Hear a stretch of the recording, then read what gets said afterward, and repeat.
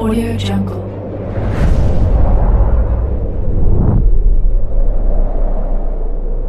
Yo, balik lagi bersama Mimin di Manhwa TV. Kali ini kita akan lanjutkan pembahasan dari cerita The Apex of Dragon Mastery. Mimin infokan kembali bagi teman-teman yang ingin menonton video terbaru lebih cepat, silahkan bergabung menjadi member di channel ini dengan biaya 5.000 per bulannya. Jika tidak, teman-teman bisa bersabar lebih dulu selama 2-3 hari untuk menonton video tersebut. Tanpa berlama-lama, yuk kita masuk ke disclaimer dulu.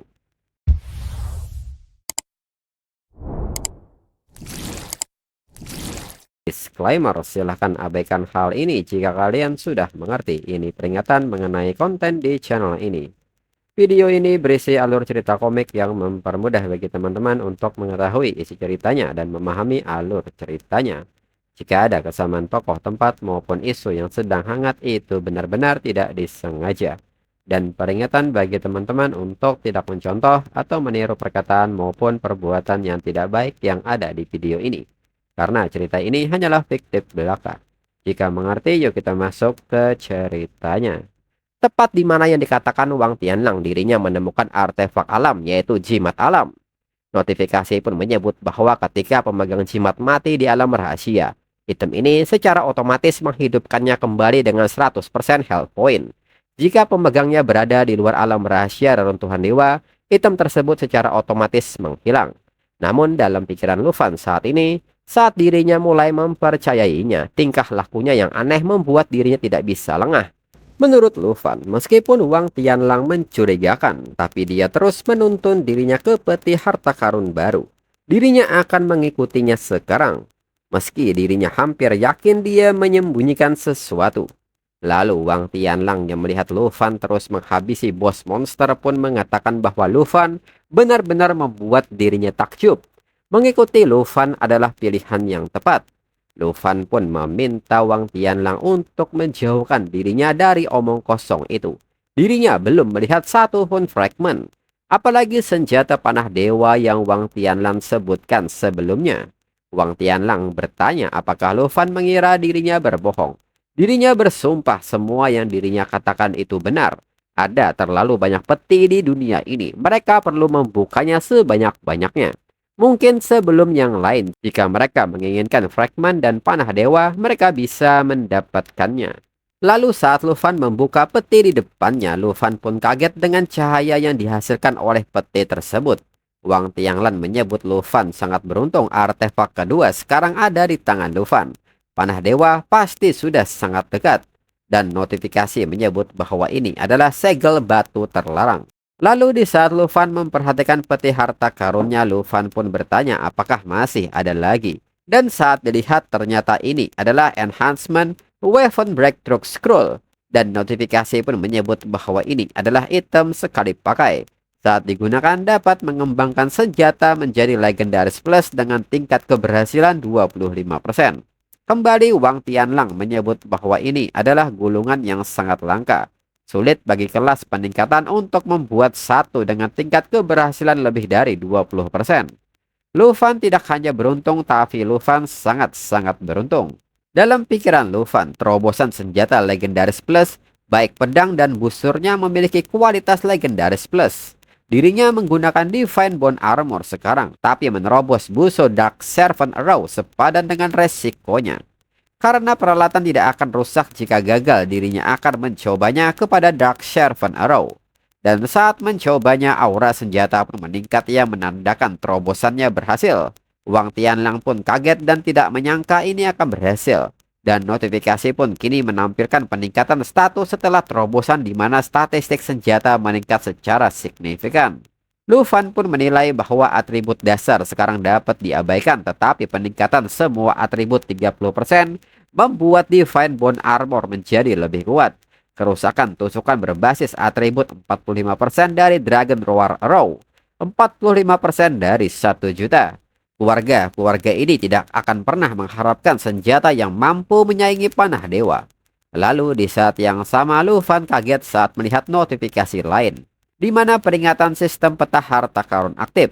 Lufan pun menduga apakah dirinya akan mendapatkan harta karun tingkat tinggi. Tanpa pikir panjang, Lufan segera memeriksanya. Dan benar saja, notifikasi menyebut bahwa Lufan mendapat peti harta karun tingkat dewa. Lufan pun tidak menyangka ini. Ini adalah peta yang sudah lama tidak dirinya lihat. Lalu di saat Lufan terfokus dengan sistemnya, Wang Tianlang tiba-tiba mengambil sesuatu dari peti harta karun yang berupa pinggiran besinya. Lalu Wang Tianlang memberitahu Lufan bahwa ini sudah larut malam. Bukankah mereka harus berkemah dan beristirahat? Namun Lufan mengatakan bahwa mereka tidak beristirahat, mereka akan terus mengumpulkan fragmen sepanjang malam. Wang Tianlang pun nampak sangat kaget karena mereka tidak akan tidur. Lalu Lufan yang memperhatikan peta harta karunnya mencukupkan obrolan ini dan beritahu dirinya di mana wilayah dengan tulang dan danau di alam rahasia ini berada. Wang Tianlang mengatakan bahwa dirinya tahu di mana itu, tapi setidaknya perjalanannya perlu 2 hari. Lufan berkembang jauh lebih cepat dari biasanya. Kebanyakan orang membutuhkan waktu setengah bulan untuk mencapai tahap akhir. Mereka tidak perlu terburu-buru. Lufan yang mendengar kata 2 hari ini segera mengajak Wang Tianlang untuk berangkat sekarang. Dan jika Wang Tianlang melihat peti harta karun di jalan, segera beritahu dirinya. Wang Tianlang pun segera berlari mengejar Lufan serta memintanya untuk menunggu. Lalu 2 hari kemudian Wang Tianlang nampak sangat kelelahan mengikuti Lufan, dan Lufan sendiri menilai bahwa sejak perang dengan Divine Bone Dragon, dirinya telah mengumpulkan 3 peti harta karun tingkat dewa. Namun Black Red dari Hunter Alam Rahasia tidak mengetahui lokasi satupun dari 3 peti harta tersebut. Karena ini ada di dalam alam rahasia, dirinya harus segera mendapatkannya. Wang Tianlang tidak bisa terbang jika tidak akan memakan waktu 2 hari. Namun tetap saja Wang Tianlang membantunya membuka lusinan peti di sepanjang jalan dan dirinya sudah mengumpulkan 5 fragmen. Lalu tak berselang lama Wang Tianlang mengatakan bahwa mereka telah tiba di tempat yang Lufan maksud. Dan kini mereka telah tiba di alam rahasia di wilayah Bone Lake. Lufan yang melihat tempat ini menilai bahwa ini persis seperti peta harta karun. Lalu Lufan pun mengatakan bahwa dirinya akan pergi sendiri dari sini. Wang Tianlang bisa diam dan beristirahat. Jika Wang Tianlang berani lari, Wang Tianlang tahu apa yang akan terjadi. Wang Tianlang pun mengerti dirinya tidak bisa terbang. Lufan akan langsung menangkap dirinya. Dirinya tidak akan lari, lihat saja dirinya hampir tidak bisa berjalan apalagi berlari. Lalu saat Lufan menjelajah area ini, notifikasi memberitahu Lufan bahwa Lufan telah mendekati lokasi harta karun ini. Melihat hal ini, Lufan menyadari bahwa harta karunnya berada di dasar danau. Sepertinya dirinya harus menyelam. Namun di saat yang sama, Lufan mendengar suara keributan di depannya. Dan seorang peserta yang memiliki job transformasi tengah berburu di sini. Salah seorang menyebut rekannya sebagai gorila bodoh karena sangat lambat. Gorila pun memintanya untuk diam dan bunuh saja monster-monster ini. Dan notifikasi pun menyebut bahwa ini adalah Bone Lake Giant Crocodile level 120. Dan saat diperhatikan ternyata itu adalah Li Qingfeng dan Yuan Jingang. Li Qingfeng mengatakan bahwa Dragon Tamer dari keluarga Ye ada di sini. Li Qingfeng meminta Yuan Jingang untuk segera menyelesaikan pertarungan dengan cepat sebelum Lufan ikut campur. Yuan Jingang mengatakan bahwa dirinya akan menahan Bone Lake Giant Crocodile dalam jarak dekat dan mereka berdua menghalanginya. Wang Jingang pun menegur rekannya yang satunya lagi dan bertanya bukankah rekannya mengatakan ingin bekerja sama. Yuan Jingang pun meminta dia untuk mengalahkan anak keluarga Ye itu dan mereka akan membentuk aliansi. Dan diketahui rekan satunya lagi bernama Liang Sheng level 110, seorang Black Magic tingkat 4. Liang Sheng mengatakan bahwa dirinya setuju bekerja sama, tetapi Yuan Jingang harus segera menarik kata-katanya. Liang Sheng bertanya apakah Yuan Jingang ingin dirinya membuktikan loyalitasnya terlebih dahulu. Lufan yang memperhatikan ini menilai bahwa sepertinya dirinya menghalangi mereka. Wu Xian sebelumnya memberitahu dirinya mengenai Li Qingfeng dan Yuan Jingang. Tapi Black Mage ini baru baginya. Lalu Liang Sheng yang melihat Lufan hanya level 65 dan seorang kelas pemanggil di alam rahasia reruntuhan suci ini, Lufan bagaikan samsak yang siap dipukul. Dan seketika Liang Sheng mengaktifkan skill Bone Reconstruction, di mana skill ini menyebarkan sihir hitam ke tulang di dekatnya, menghidupkannya kembali sebentar di bawah kendali pengguna. Roh yang lebih tinggi memungkinkan kendali lebih banyak skeleton. Li Qingfeng segera meminta Yuan Jingang melihat ini. Dirinya tahu Liang Sheng menahan diri. Mereka tidak bisa mempercayainya. Yuan Jingang pun bertanya untuk apa takut jika Liang Sheng berani bikin rencana. Dirinya tidak akan membiarkan Liang Sheng lolos begitu saja. Lu Fan menanggapi ini dengan santai dan mengatakan bahwa dirinya hampir mengira Liang Sheng bisa memanggil makhluk di dalam alam rahasia. Ternyata itu hanya kelas yang memanipulasi mayat. Tidak heran dia menginginkan aliansi. Liang Sheng pun sangat kesal dengan kata-kata ini dan dengan ini rasakan kekuatan kelas dewa level 100. Lebih kuat dari pemanggil manapun. Liang Sheng meminta pasukan skeletonnya untuk menyerang Lu Fan. Lu Fan pun tersenyum melihat hal ini dan menyebutnya menarik. Jika demikian dirinya akan mengujinya. Betapa rapuhnya aliansi mereka sebenarnya. Liang Sheng bertanya apa yang Lu Fan maksud dan Lu Fan sendiri kini maju menerjang pasukan skeleton dan menghancurkannya dalam sekejap. Hingga pada akhirnya serangan Lu Fan kini mengenai Liang Sheng dengan telak hingga membunuhnya secara instan. Li Qingfeng dan Yuan Jingang pun kaget dengan hal ini. Sedangkan Wang Tianan yang tidur pun kini terbangun karena suara berisik ini. Lalu Lu Fan menyebut bahwa bentuk aliansi dengan siapapun yang mereka inginkan. Karena pemenang akhirnya adalah dirinya. Dan kini, Liang Sheng pun kini hanya menyisakan badan yang terkujur kaku yang tenggelam di dalam danau. Yuan Jingang pun bertanya apakah dia mati begitu saja. Li Qingfeng menyebut Lu Fan terlalu berbahaya dan mengajak Yuan Jingang untuk segera mundur. Yuan Jingang pun kesal dengan situasi ini dan bertanya mengapa dirinya tidak beruntung.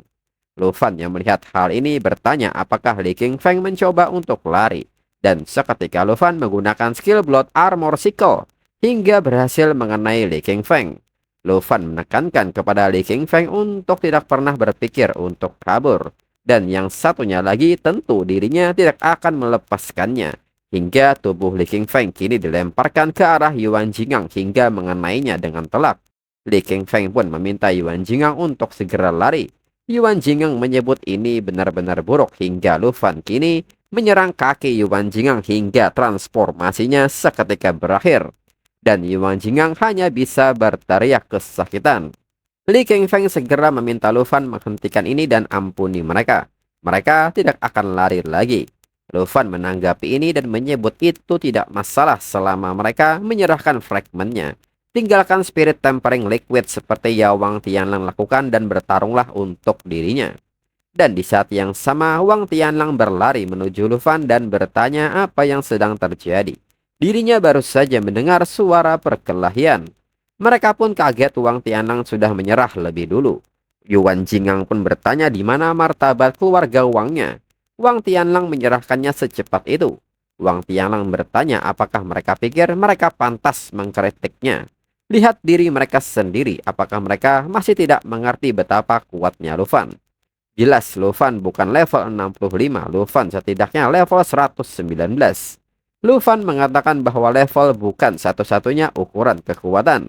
Li Qingfeng bertanya apakah selama mereka menyerahkan fragmennya dan membantu Lu Fan menang, Lu Fan tidak akan mengingkari janjinya. Dan di saat yang sama Giant Crocodile kini berlari ke arah Lu Fan. Dan Yuan Jingang meminta Lu Fan untuk melihat itu. The Bone-like Giant Crocodile datang. Dan Giant Crocodile sendiri kini menggunakan skill Fatal Bite. Lu Fan yang melihat situasinya masih bisa santai menanggapi Li Qingfeng dan mengatakan bahwa itu sudah jelas. Dirinya mewakili keluarga Ye dan dirinya selalu menepati janji. Dan dengan cepat Lu Fan memukul Giant Crocodile hingga membuatnya hancur berkeping-keping. Dan ini membuat Yuan Jingang dan Li Qingfeng tercengang. Wang Tianlang yang melihat ekspresi mereka bertanya apakah sudah melihatnya. Dirinya sudah bilang barusan. Lalu Lu Fan mengatakan bahwa dirinya hampir lupa tentang buaya ini. Dan bertanya bahwa mereka sedang memburunya. Jadi di manakah peti harta karun yang dijaganya? Dalam pikiran Li Qingfeng, Lu Fan menembak binatang buas yang telah lama mereka perjuangkan bersama. Dan Lu Fan bahkan tidak menggunakan kekuatan penuh saat menyerang mereka. Yuan Jingang seketika bersujud dan mengatakan bahwa petinya ada di danau. Dan Lu Fan telah mengampuni nyawa mereka. Dengan ini maafkan ketidaktahuan mereka. Dan di saat yang sama Wang Tianlang pun kini melihat ke arah petinya. Lu Fan merespon ucapan Yuan Jingang dan mengatakan bahwa itu baik selama mereka berdua mengerti. maka semuanya baik-baik saja.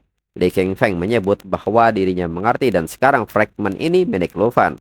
Dan Yuan Jingang juga melakukan hal yang sama. Dan mereka bersedia membantu Lufan memenangkan alam rahasia ini seperti Wang Tianlang. Lufan menyebut bahwa itu adalah pilihan yang bijaksana. Jika mereka bergabung dengan pihak keluarga Ning, mereka akan berbaring di tempat yang tepat di dasar danau seperti buaya itu. Dan kini Lufan telah mengumpulkan 7 fragmen dari 13 fragmen. Namun di saat itu Lufan bertanya-tanya dalam pikirannya kemana perginya Wang Tianlang selama ini. Dan tiba-tiba seseorang tertawa sangat keras dan ternyata tawa itu datang dari Wang Tianlang. Dan bertanya soal dirinya yang sama seperti Li Kingfeng dan Yuan Jingang. Sungguh sebuah lelucon. Dirinya memanggil Lufan dengan sebutan tuan muda di sepanjang jalan. Apakah Lufan benar-benar mengira dirinya dengan patuh berlutut di kakinya? Dan nyatanya isi peti tersebut adalah God Hunting Heavy Crossbow tingkat legendaris yang saat ini memiliki 3 anak panah. Ketika digunakan di dalam alam rahasia, setiap panah langsung membunuh target manapun yang staminanya kurang dari 2 juta. Lalu Wang Tianlang bertanya apakah Lufan terkejut. Dirinya tahu dari awal kotak seperti apa yang berisi artefak itu. Dirinya menggunakan Lufan untuk membantunya menyingkirkan binatang buas di sepanjang jalan. Dirinya selalu beruntung mulai hari ini dan seterusnya. Dirinya bertanggung jawab atas seluruh alam rahasia dan runtuhan suci ini. Lufan yang nampak diam pun kini berjalan ke arah Wang Tianlang. Li Kingfeng pun merasa sangat sial. Andai saja mereka berhasil mengalahkan Giant Crocodile itu lebih cepat, maka keberuntungan itu jadi milik mereka. Yuan Jingang pun nampak tidak percaya ini. Ternyata yang dijaga Giant Crocodile di danau ini adalah panah dewa. Lalu Lufan mengatakan bahwa dirinya tahu Wang Tianlang akan mengkhianati dirinya cepat atau lambat. Awalnya dirinya pikir Wang Tianlang mungkin akan bergabung dengan pihak keluarga Ning. Sekarang tampaknya Wang Tianlang benar-benar bodoh. Apakah Wang Tianlang benar-benar percaya ada panah dewa? Jadi Wang Tianlang pikir Wang Tianlang bisa mengambil keputusan di alam rahasia ini. Dengan ini, apakah Wang Tianlang punya kemampuan untuk melawan dirinya? Wang Tianlang menyebut Lufan sangat sombong. Apakah Lufan benar-benar mengira dirinya tidak membuat persiapan apapun saat mengikuti Lufan? Li Kingfeng baru sadar bahwa panah dewa memiliki 3 anak panah. Apakah Wang Tianlang begitu percaya diri karenanya? Yuan Jingang pun bertanya apa yang dimaksud Li Kingfeng dan meminta Li Kingfeng mengatakan kepadanya. Lalu Wang Tianlang pun tertawa dan mengatakan bahwa ini semua adalah barang yang dirinya ambil dari peti harta karun yang Lufan rampas. Anehnya setiap peti harta karun berisi bagian-bagian untuk membuat anak panah otomatis dari panah dewa. Hingga anak panah yang dimilikinya saat ini adalah 61. Li Kingfeng menyebut ini tak bagus. Wang Tianlang punya lebih dari 60 anak panah sekarang. Yuan Jingang pun menyebut ini berakhir. Bahkan jika Wang Tianlang menembak secara acak, terkena serangan sekali saja sudah berakhir. Dalam pikiran Lufan menyadari bahwa ternyata trik kecil saat dirinya melihat peta harta karun adalah untuk ini. Wang Tianlang pun mengatakan bahwa dirinya berbohong pada Lufan tentang beberapa hal. Tapi dirinya tidak melebih-lebihkan jika menyangkut kekuatan panah dewa ini. Dengan daya tahan 10.000, tidak ada yang bisa menahan panah ini. Dan dengan tawanya, Wang Tianlang seketika melepaskan panahnya. Namun Lufan dengan cepat menghindari hal ini. Li Kingfeng yang merasakan kekuatan ini menyebut bahwa kekuatan itu tidak ada yang bisa menahannya. Lalu Lufan mengatakan bahwa Wang Tianlang telah membuat keputusan yang sangat salah. Wang Tianlang pun tidak menanggapi ini dan meminta Lufan untuk pergi ke neraka dan kembali melepaskan anak panahnya berkali-kali. Wang Tianlang meminta Lufan untuk tidak berpikir menunggangi kepalanya hingga salah satu anak panah menggores Blade Armor Dragon. Dan panah ini juga nyatanya nyasar ke arah Li Kingfeng dan Yuan Jingang hingga membuat mereka lari dan terlempar akibat ledakannya. Yuan Jingang segera mengajak Li Kingfeng untuk lari. Li Kingfeng pun membenarkan soal ini. Lufan pasti tidak akan bisa menahan serangan seperti itu. Wang Tianlang pun meminta Lufan untuk terus saja bersembunyi. Dirinya punya banyak anak panah untuk dilepaskan hingga pada akhirnya Wang Tianlang tidak merasakan kehadiran Lufan lagi. Wang Tianlang pun tertawa keras dan menyebut panah dewa benar-benar sesuai namanya. Jejak Lufan pun sampai tidak tersisa. Dengan artefak pamungkas ini bahkan Mu Rongsheng dari keluarga bangsawan tingkat 2 tidak memiliki peluang menang. Lalu Wang Tianlang memberitahu mereka berdua dilihat dari apa yang baru saja Li Qingfeng katakan. Sepertinya Li Qingfeng juga tahu bahwa ada bagian pemuatan di peti harta karun itu. Li Qingfeng pun meminta Wang Tianlang untuk tidak melakukan ini. Yuan Jinggang pun meminta Wang Tianlang untuk tenang. Wang Tianlang pun mengatakan jika demikian biarkan dirinya memeriksa mayat mereka dan lihat apakah dirinya bisa menemukan baut panah yang cukup untuk mengisinya kembali. Yuan Jinggang pun mengatakan bahwa dirinya bicara tanpa berpikir. Dirinya yang tunduk dan menyerah. Mereka semua bisa membantu Wang Tianlang melawan keluarga Ning dan Murong. Li Qingfeng pun ikut memohon untuk mengampuni mereka. Lalu di saat itu tiba-tiba Lu Fan bertanya bahwa Wang Tianlang belum membunuh dirinya. Mengapa Wang Tianlang sudah berganti target? Dirinya sudah bilang Wang Tianlang benar-benar bodoh. Bahkan jika dirinya memberi Wang Tianlang 100 anak panah lagi, mereka tidak akan melukai dirinya. Dan saat ini Lu Fan mengaktifkan God Aura di mana Lu Fan mengganti Blade Armor Dragon menjadi Light Blade Armor. Wang Tianlang pun sangat kaget melihat Lu Fan masih hidup. Lu Fan mengatakan bahwa Wang Tianlang berani merusak Blade Armor Dragon-nya. Dengan ini Wang Tianlang akan mati. Dan saat ini Lu Fan telah menggunakan skill Lightbringer Blade Mail, di mana armor akan meregenerasi 1% kesehatan per detik. Serangan dasar akan memberikan kerusakan beratribut suci. Lalu Wang Tianlang yang kembali melepaskan anak panahnya mengatakan bahwa Lu Fan hanya beruntung. Tidak ada yang bakal selamat dari serangan panah dewa ini, bahkan Lu Fan sekalipun. Lu Fan yang melihat anak panah yang mengarah kepadanya dengan santai menangkap anak panah ini. Dan ini membuat Wang Tianlang sangat kaget. Dan ini juga membuat Li Qingfeng dan Yuan Jinggang tidak bisa mempercayai ini. Lu Fan mengatakan bahwa benda ini tidak terlalu kuat. Wang Tianlang sudah menjadi pemandu wisatanya selama beberapa hari. Namun Wang Tianlang masih berpikir stamina-nya kurang dari 2 juta. Dan di saat yang sama, Lu Fan mengaktifkan God Aura Starry Dragon dengan memanfaatkan kekuatan dari garis keturunan naga berbintang. Dengan auranya, setiap beberapa detik Lu Fan akan menerima presentasi peningkatan 100% pada atribut kekuatannya. Wang Tianlang yang tidak percaya ini menyebut bahwa Lu Fan benar-benar melakukannya dengan tangan kosong. Ini benar-benar tidak mungkin. Lu Fan pun menekankan bahwa di alam rahasia orang yang mengambil keputusan bukanlah panah dewa, tapi itu adalah dirinya. Dan segera Lu Fan menembakkan anak panah itu dengan tangannya. Melihat serangan ini, Wang Tianlang terlihat pasrah dan mengatakan bahwa keberuntungannya terlalu buruk hingga ledakan pun terjadi. Dan untuk episode selanjutnya tunggu 1 sampai 2 minggu lagi. Sekian dan terima kasih.